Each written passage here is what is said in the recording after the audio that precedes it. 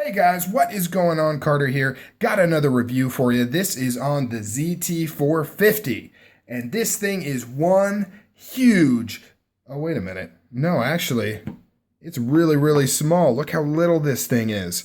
This is probably one of the smallest flipper knives, non-traditional knives that I've ever featured on my channel. Now, let me give you a little history on how I got this thing in my hands. I actually took part in a trade with somebody that I hooked up with on Facebook. By hooked up with, you know what I mean.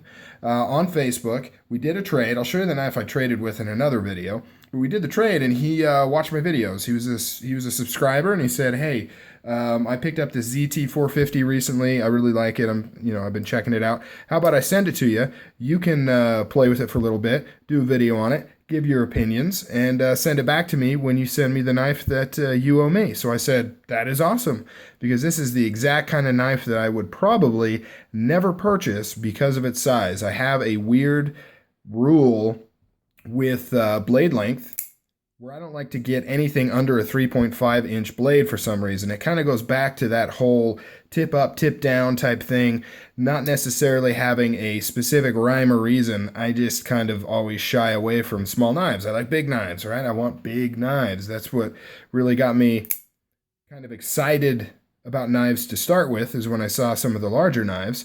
So I've always stayed away from the smaller ones. And so this was a perfect opportunity for me to give this thing a shot, take a look at it, and I have actually fallen in love with this little baby. It is a sweet, sweet little guy. Let's get into some specs really quick before I continue to rant on like I do. Overall length on this...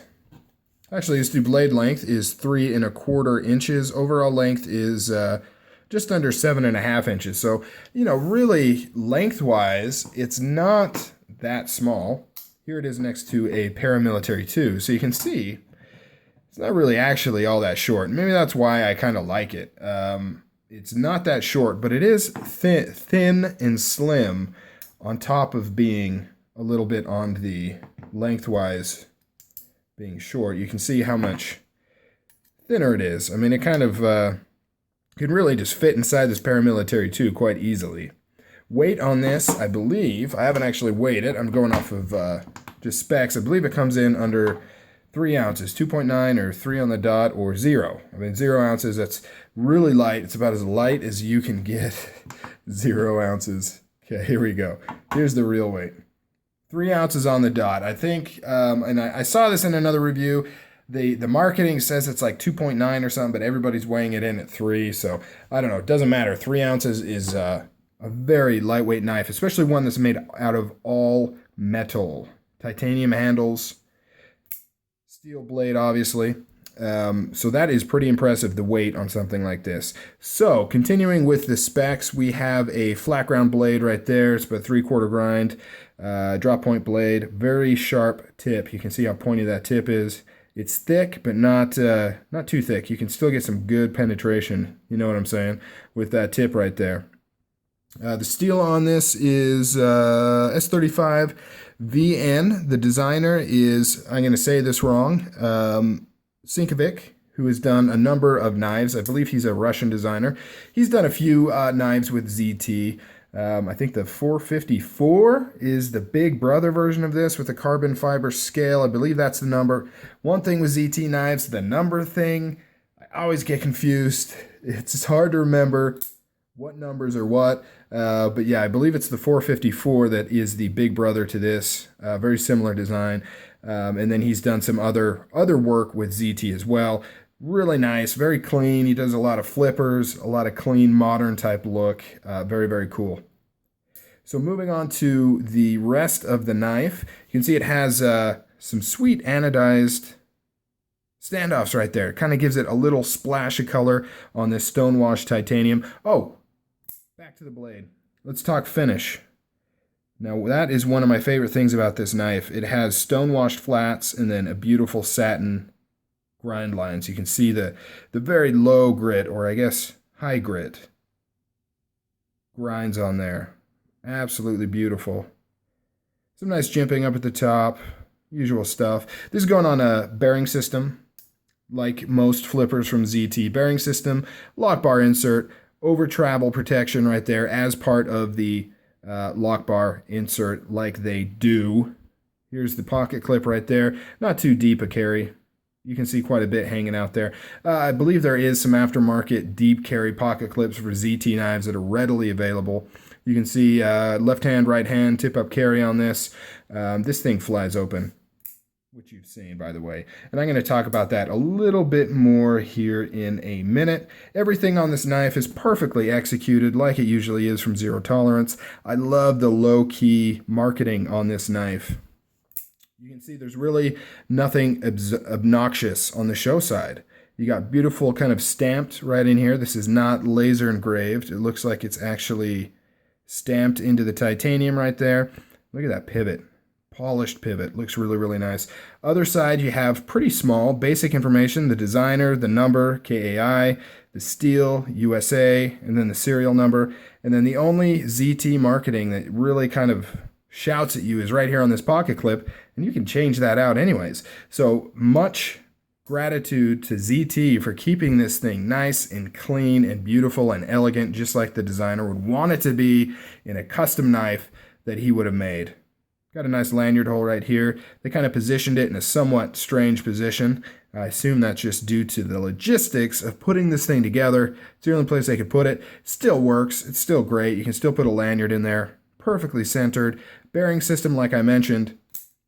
Now let's get to what you really want to know. How does this small knife work in your hand? I got pretty big hands, you can see there. And I can almost get a 4-finger grip actually in this portion right here. But really the most comfortable is to let my pinky kind of hang off. And they designed it correctly by having this slanted area back here. It basically is just a finger choil that goes to nothing. So you could really, you know, even if you only had a 3-finger grip back here, it would still be comfortable. So yeah, it is ergonomic, it is comfortable, and the main thing is I've had like 7.5-inch blades before, namely the Grayman Dua. I've had that one, and it's about this same size. It's actually wider, and yet it felt really awkward in my hand. It felt like it was about to fall out. It felt comfortable, but I didn't feel like I had a secure grip. I feel like I have a really secure grip on this thing. It feels really, really good. Now the blade, 3¼ inches, they use every centimeter of this thing. I mean, look at that. Look at all the cutting edge you get on this knife. For how small it is, look at all the cutting edge you get. So here's a Paramilitary 2. You actually get more cutting edge on the 450 than on the Paramilitary 2. I mean, that is just outstanding. And granted, the Paramilitary 2 is kind of known for having a bad blade to handle ratio, but still, look at that. I mean, this is a well-designed knife. That's what I'm trying to say. It's a well-designed knife. It is executed perfectly. They maximize every ounce of this thing. And I actually was able to carry this. I usually only carry one knife, generally because it's larger knives, but I was able to carry this in my 5th pocket in my jeans, and then I had a larger knife in my main pocket. Now that's pretty cool. It's pretty cool to think that you could carry this as just a secondary knife and it has all this cutting capability. I mean, you've got so much blade with this thing, and it's so much fun to play with. It really is. First night I had this, I was just sitting on the couch, flipping it over and over. I'm surprised my wife didn't kick me out of the room. Serious. It was crazy. I was flipping this thing all freaking night. You can see the early lock up there. Well, not early. About 50%, really good. Spot on. A lot of fun to flip. Now, that being said, I did have some trouble at first with this. You know, like a lot of flippers, you got to make sure that you keep your fingers away from the lock bar. This one has a really strong detent. Really, really strong detent. And so I found myself holding it like this, you know, kind of like this. And even just having a little bit of pressure, I cannot flip this thing over, and I'm shredding my thumb apart. You can see I cannot, there we go, cannot open it. So it took me a while to kind of get used to putting my fingers further down on the clip and then deploying it that way. But once I got used to it, I can just do it over and over again. Left hand, I find, is actually even easier because I put my thumb over here on this edge, and just naturally I stay away from that lock bar with my left hand.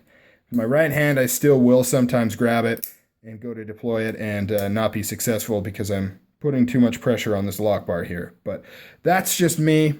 Giant sausage fingers. You know, you may have better luck right out the gate. But like I said, you know, once I got used to it, it was firing like a freaking champ. So much fun. I would highly recommend this knife. Price point is spot on with this thing. I think it's like $160, brand new, you know, full retail. Of course, you can get it cheaper on the secondary market. But a full titanium handle made in the US, S35 VN steel, bearing system flipper, perfectly executed, beautiful design. I think it's worth every freaking penny. This thing is awesome. Of course, I'm sure like most people, I'm assuming have said, it would be awesome to get like a 3.75 inch blade version of this. Exact same knife, just scaled up a few notches. That would be so cool. But then again, it's, you know, I don't know, maybe not. It's got its own thing, you know. It's just so cool, so elegant, yet so strong, so tough. It's really a fun knife. I'm gonna have to pick one of these up before too long, I'm sure of it. It also looks really cool. All right, guys, that's it. Give me a like, give me a subscribe, give me a comment. Let me know what you think of this thing. Let me know if you have one, if you want to get one, something to that effect, or just say hi. As always, take care. I'm out of here. This is Carter signing off.